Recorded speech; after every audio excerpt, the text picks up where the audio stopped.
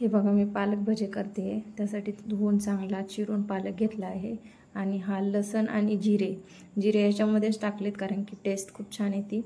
हे लसण आणि जिरे दोन्ही मिक्स कुटलेत आणि हळद 1 चमचा, हे धने पावडर, कोथिंबीर नाही टाकली म्हणून धने पावडर टाकले, हे थोडंसं लाल तिखट, मीठ चवीनुसार आणि हे डाळीचं पीठ टाकले आणि जसं आपल्याला लागतं तेवढं डाळीचं पीठ टाकायचं, जास्त नाही टाकायचं। आपण आधी सगळं मिश्रण एकत्र चोळून घेऊ कारण पालकाच्या भज्याला पाणी सुटते, याला पाण्याची जास्त गरज नाही लागत। त्यामुळे आपण अशा पद्धतीने भजे करणार आहे। जास्त पीठ पण नाही लागत आणि जास्त पाणी पण नाही लागत। अशा पद्धतीने जर तुम्ही केले ना तर तुमचे भजे खूप छान आणि टेस्टी आणि कुरकुर होतात कारण सगळ्या पानाला सगळं पीठ लागतं डाळीचं। त्यामुळे अशा पद्धतीने तुम्ही भजे करा, पालकाचे खूप छान भजे होतात आणि कमी पण पाण्यात होतात कारण पालकाला ऑलरेडी पाणी असते। त्यामुळे खूप छान पद्धतीने भजे होतात। माझ्या ट्रिकने तुम्ही एकदा करून बघा, खूप सुंदर होते। बघा मला एवढं पीठ लागले, सगळं गेले, तर आणखी मी थोडंसं पीठ घेतलंय।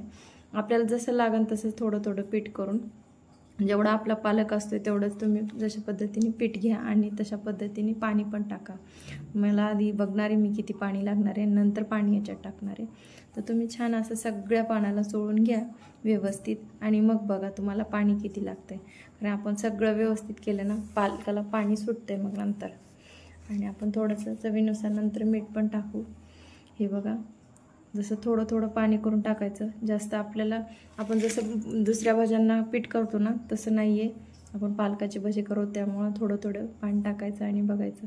हे बघा मी चांगलं एकजीव करून घेते आहे सगळं, थोडं पाणी टाकून, जास्त नाही। आणि याला पाणी सुटतंय नंतर, त्याच्यामुळं तुम्ही मापानुसारच पाणी टाका आणि अशा पद्धतीने जर केलं ना तर तुम्हाला पाण्याचा पण अंदाज येईल आणि सगळ्याच गोष्टीचा अंदाज येईल। हे बघा मी थोडासा बेकिंग सोडा टाकलाय कारण त्यांनी थोडेसे फुलतात भजे लवकर। आणि हे मी सगळे असं फेटून घेणार आहे। हे बघा अशा पद्धतीने फेटून घेतले मी सगळं। आणि तुम्ही जे तेल वापरतात तेल तुम्ही तळण्यासाठी वापरा, मी हे तेल वापरले। हे बघा असे छोटे जर केले भजे तर आणखीन कुरकुर, पण मी मिडियम साईजचे भजे केलेत कारण ते फुलतात आणि छान असे कुरकुर पण लागतात छोटे। तुम्ही आणखी याच्यापेक्षा छोटे केले तरी पण छान लागतात, क्रिस्पी होतात आणि कुरकुर होतात। हे बघा लगेच माझे भजे वरती आलेत आणि फुल गॅसवर तळले तर करपट लागतात। मिडियम गॅसवर तळून घ्या छान ब्राऊन कलरचे आणि छान चॉकलेटी कलर आला त्याला तर आपल्याला खायला पण मजा येते। आणि पावसाळा चालू आहे त्यामुळे ही नक्की रेसिपी ट्राय करा आणि मला कमेंट करून सांगा की ही रेसिपी कशी वाटली। आणि तुम्ही एकदा ह्या ट्रिकने तुम्ही भजे करून बघा पालकाचे, सगळ्यांना आवडते आणि छान।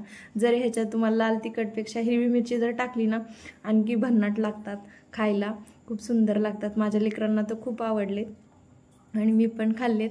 हे बघा मला सांगा कसे झालेत कमेंट करून, तुम्ही एकदा ट्राय केल्यावर रेसिपी।